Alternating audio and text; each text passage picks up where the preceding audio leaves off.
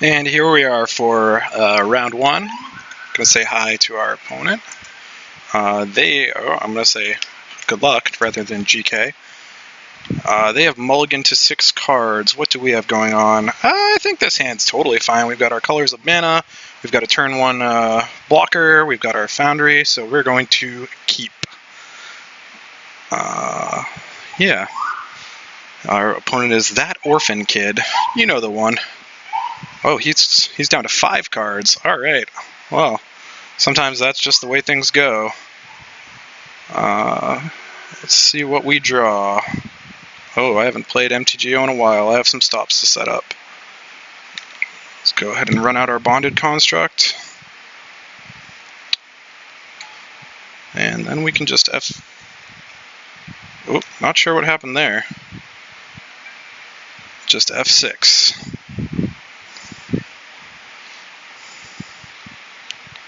F6 through his turn as well, or her turn, sorry.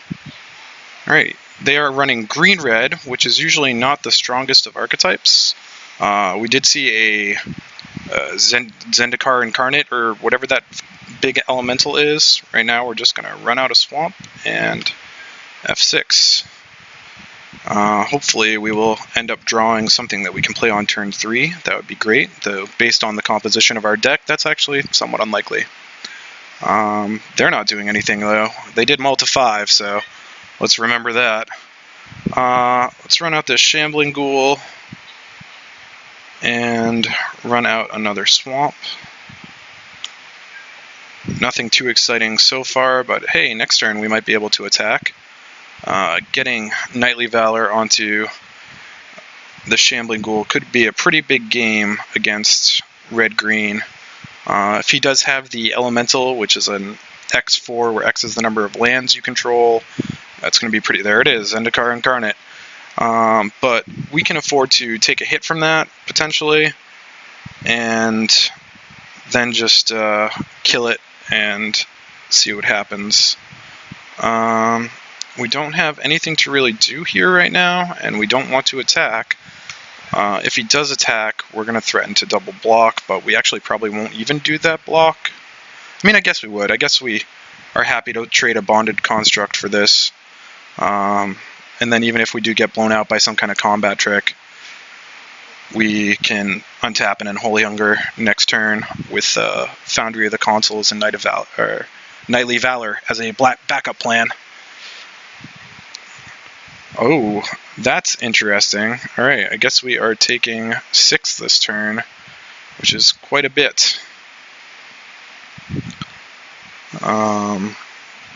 Yeah, Enthralling Victor is pretty good against us in this little spot here, and makes it so we don't have to think too much about what we're doing.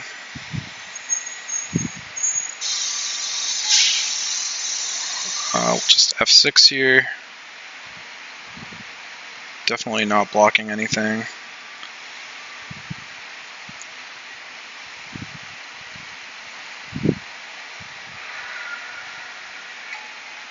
Alright, we are drawing all of the lands ever.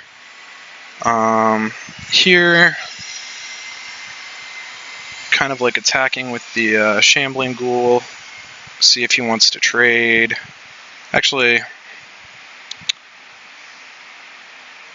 he's going to race if we attack with both. I think I like running out Knightly Valor here, attacking with the both of them and then leaving Shambling Ghoul black to block, and being a pretty difficult blocker to remove in the red-green deck.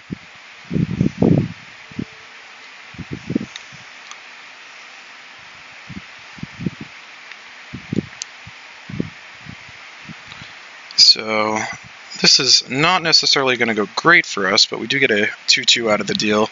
Yeah, Knightly Valor is just very strong. You get a lot of tempo out of that card, enough to actually kind of make up for what just happened to us last turn. So we're attacking with the construct. If he wants to trade that with an Enthralling Victor, he is more than welcome to. I suspect he'll just take 2. And this will tie us up on life points, leaving us with 2 blockers and an Unholy Hunger in our hand. which seems pretty good. He has 3 cards left. We have 4, but unfortunately 3 of ours are land. I'm actually more than happy to trade here. Intrigued to see what his follow-up play is, having traded away his victor like that. And I keep saying his. What there is. Alright, that's something that I don't mind seeing at all.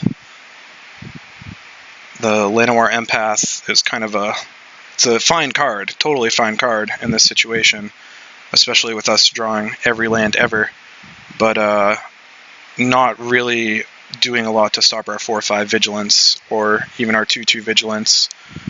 I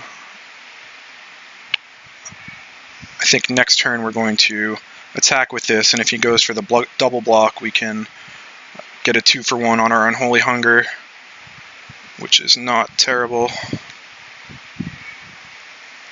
And Oromancer, should anything go awry. I almost like just attacking, letting him double block, taking out his Zendikar, and then Oromancering back our Knightly Valor for lots of value. But I don't think that's correct. I think we're just going to go ahead and remove his 4/4, should he elect to block with it. And if not, we can reevaluate from there.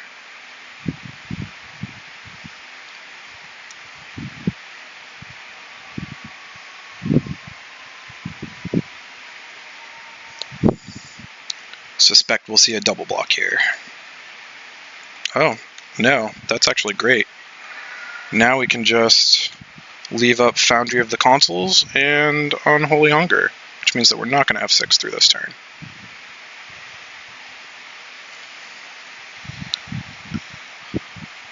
See what his play is here. It could be Gaia's Revenge, which would be a little bit scary.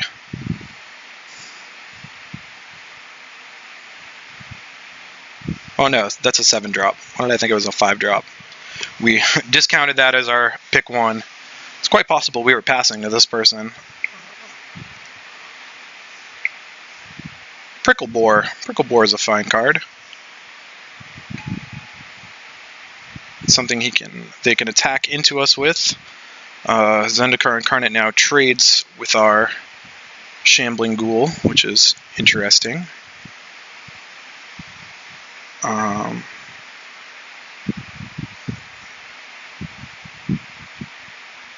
Alright, let's see if they're going to attack. If they do attack, we're just going to snap off an Unholy Hunger on this.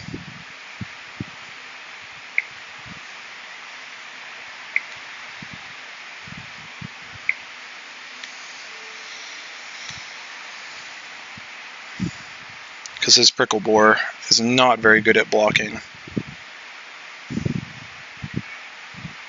And Goldforge Sentinel is a totally fine draw here. I'm going to attack with my big ghoul.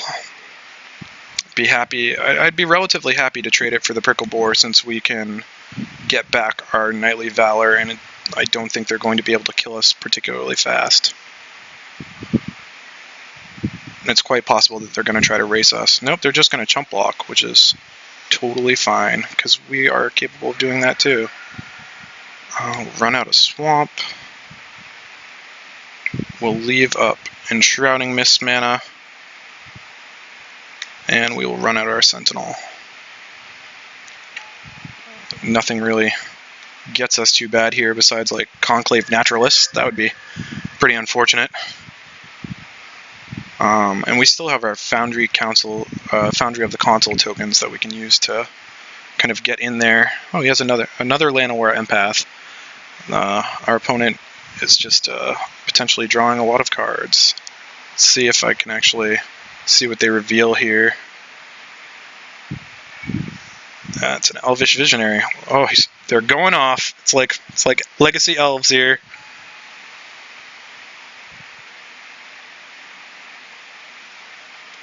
Alright, so I think we're going to not chump block the Prickle Boar here. I don't know, this token's not really doing anything, so I don't mind. I don't mind the chump block at all.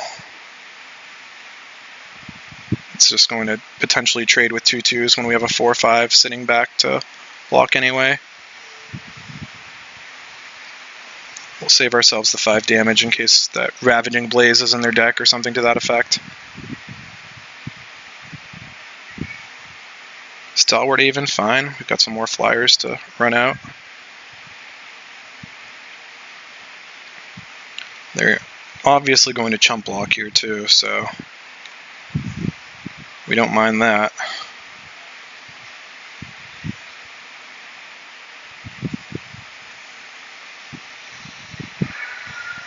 Alright, here we'll play a Swamp, we'll play our Haven, and we will not have enough mana for Foundry of the Consuls. That's unfortunate.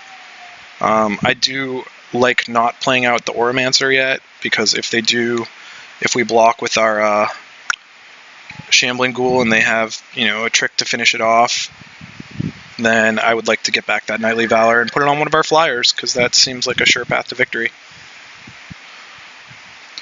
Now we can afford to take a hit from Prickle Boar without being too worried about being burned out. Oop. Gaia's Revenge. Can't be countered. Haste. That one makes things interesting, but I think... Oh, we could potentially have won if we had activated Foundry of the Consuls at any point here. Let's see what they do. Because if we can survive for a few turns... Yeah, they're attacking with both. I think we're going to run a chump block on the Gaia's Revenge.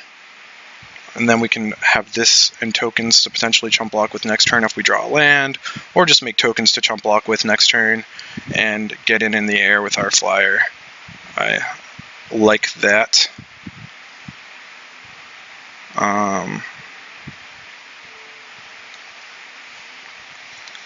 Or, we could also draw an additional spell that we can play or creature, an Unholy Hunger for the Prickle Boar. All of these are very valid things that could happen. Even a land isn't terrible here. Like, Suppression Bond on Prickle Boar basically ensures that we win this game. I am going to play out the Auramancer for no value, just as an additional chump blocker.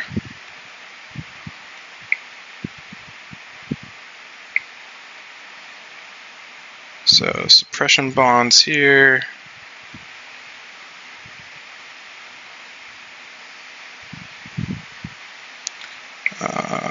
Run out our Auramancer. Essentially, we're just attempting to force a concession from our opponent if they potentially can't deal with what we're doing. We will attack with both of these. They will be forced to chump block since this is lethal. And then next turn we have a chump blocker online for Gaia's Revenge, and unless they have Gaia's Revenge plus a pump spell or a burn spell, unless they have a way to remove this blocker plus an additional pump spell or burn spell, they cannot kill us. Actually, we still have Shambling Ghoul to block with too, so unless they can remove our flyer, it's very likely that we win here. Well, that's a decent start. But very few combinations of cards that dig them out of this one.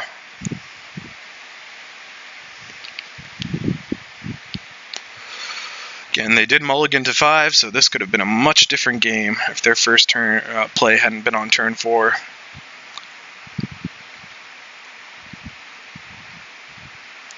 It seems like they're doing an awful lot of thinking.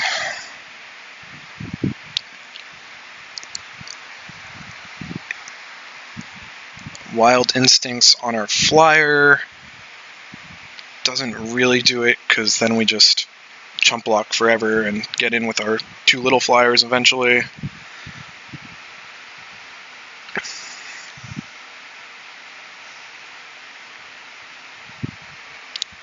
They are eating up their clock, which is not always particularly relevant. Probably won't be this game, but is worth noting. Sometimes you do want to play to the clock.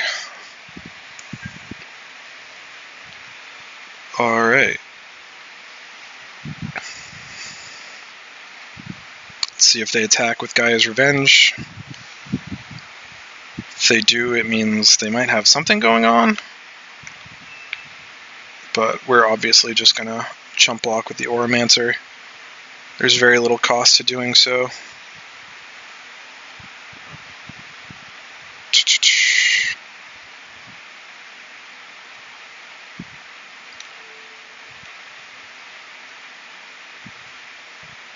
I mean, what's the sequence here? Potentially remove our flyer and then play a blocker for Shambling Ghoul.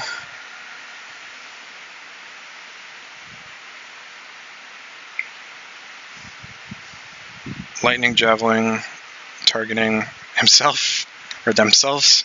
Okay. Alright. Good job, us, winning against opponent on a multi 5. Let's see, what do we have for our sideboard? I don't really like Eyeblight Massacre. I don't think that's particularly strong in this matchup. There were most of the small things were actually elves. So I think we can safely take that out, potentially bringing in a Necromantic Summons. I don't think Enlightened and Cedic comes in. We didn't really see anything strong in the way of enchantments. Yeah, I think I don't mind subbing that out for Necromantic Summons. That seems pretty good against a deck where we might be killing Prickle Boars and Zendikar Incarnates and the like. Nothing else seems particularly weak, and nothing else seems particularly like what we want to bring in, so let's go ahead and just run it that way. Dark Dabbling is okay. Infernal Scarring doesn't really do anything.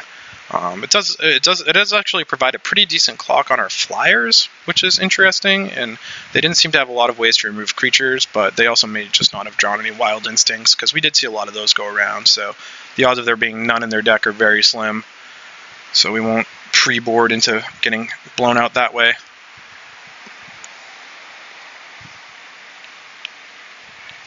If we don't see any this game, then we will be happy to we're going to keep this. It's a little dangerous if we get flooded on this hand, but we do have Fetid Imp, which is pretty good against his big, stupid stuff deck. Don't mind that at all. We have a 3-drop that plays very well with a Suppression Bonds like we just drew. Just how we drew it up. This is going to be glorious. So we'll run out our Imp on 2, our Blessed Spirits on 3, Suppression Bond something on 4, get a 3/3 flyer going. Elvish Visionary doesn't really scare us. It's eventually probably going to chump block something of ours. We have an Enshrouding Mist to protect our 3/3 flyer. Should they Lightning Javelin it? Apologies, I am trying to get better here at using pronouns. It's just very... It's difficult, but I think that trying is one of the most operative and important parts. So feel free, if I am doing streams for quite a while and keep doing this, to yell at me, because I would really like to say they or he or she. There are a lot of streamers who are very good at doing that, and I do appreciate it when I see it. Right, interesting. They're going somewhat wide this game, which is not something we saw last game, but that was a multi 5, so not particularly surprising, and unfortunately not providing us with a lot of great targets for Suppression Bonds just yet. Hopefully they'll run out like the Zendikar Elemental. I'm just gonna keep back my Fetid Imp because it definitely hinders attacks with 3/1/1s into my board, and then go ahead and run out my Spirits. Our hand supports a long game with 2 removal spells and a 6-drop 4/4 flyer, so we are going to play for that long game.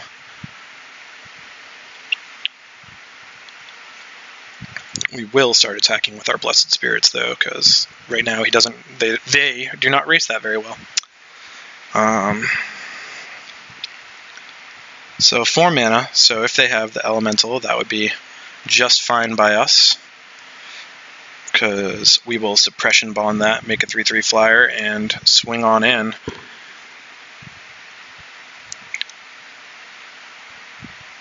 Nissa's Pilgrimage, so they're ramping, so we may have to deal with a Avenger of Zendikar, which makes, or not Avenger of Zendikar, Gaia's Revenge, which makes me very much want to protect my Fetid Imp.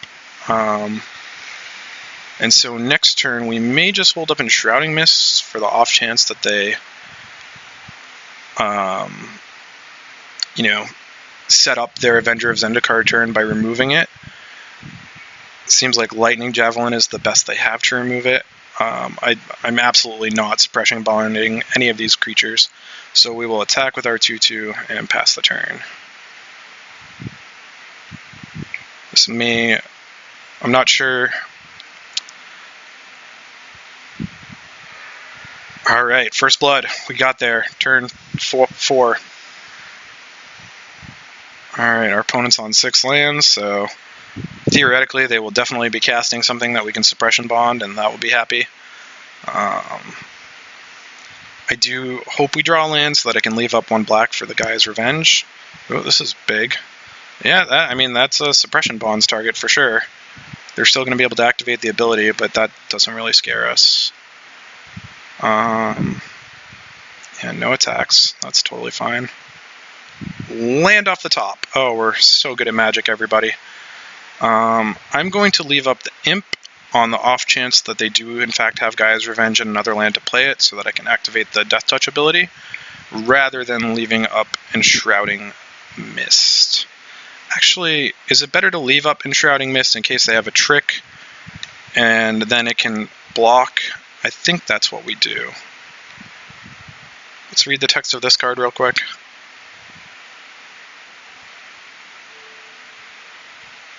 No, we cancel. We just want to read you. If it's renowned, untap it. Yeah, so we're going to leave that up as an option.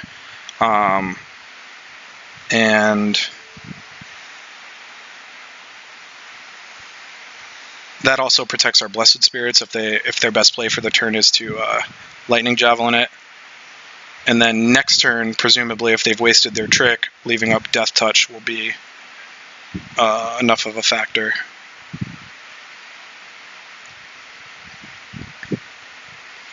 There is a case for us Unholy Hungering.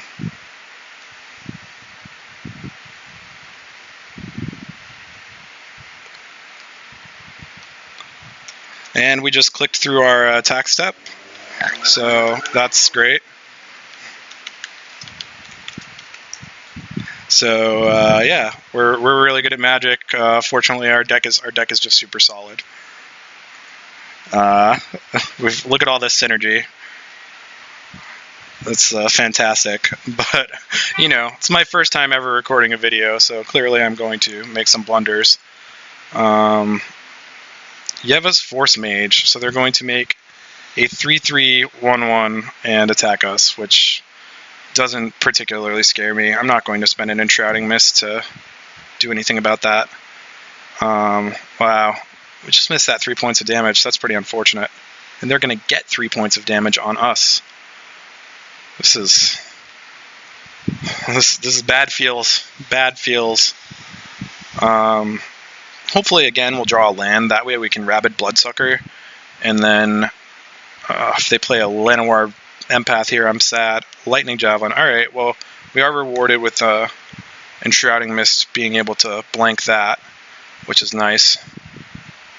So, they're still going to get to Scry. But now we can actually block their 3/3, so they lose out on the damage. So, yeah, this is not the worst thing that could have happened there. We gained a bunch of tempo, which we, lost when we didn't attack, but that's fine. Doing it really well. All right, I think we're going to make a huge creature and leave up the Fetid Imp ability.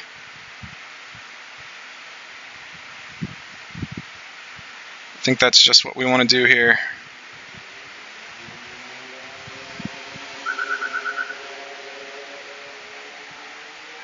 Let's not click through attacks. This is a 3-turn clock in its own right and going to be very difficult for our opponent to remove. Short of Wild Instincts hitting from the big guy there, which I assume they would have played if they had it rather than the lightning javelin, unless they really wanted to scry. I'll happily... Oh no! Oh, we're gonna take so much damage. Alright, here it comes. Ow. Hopefully we can get Spell Mastery enabled so we can Unholy Hunger something and go to town here. Ow, 1, 2, 3, 4, 5, 6 damage. Oh, that's not that bad. More dragons. Oh, and we sided out Eyeblight Massacre. We are firing on all cylinders here. We deserve to be rewarded by drawing Languish next turn, because that would just be the absolute best.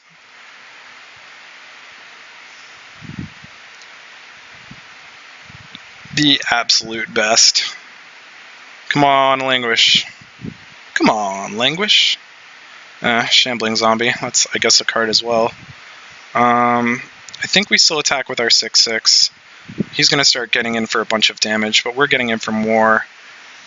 I'm a little scared to play the Bloodsucker, since they might have Titan Strength in their deck, and just go 1, 2, 3, 4, 5, 6, 7, 8, 9. Yeah, they have a lot of damage going on here. So I think for right now,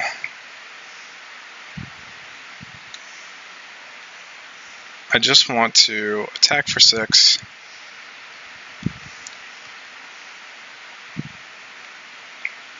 And hold up this Unholy Hunger for anything particularly dangerous they should do if they try to get in for extra damage or something. Sweet. If not, it just kind of buffers us, and we win on the next swing unless they can play a flyer. It also lets us kill a flyer or reach creature that they play to block us. So I think we're just going to win on the back of 6/6 here. We will, however, 100% chump block. 1, 2, 3. No, we'll just block the Elvish Visionary.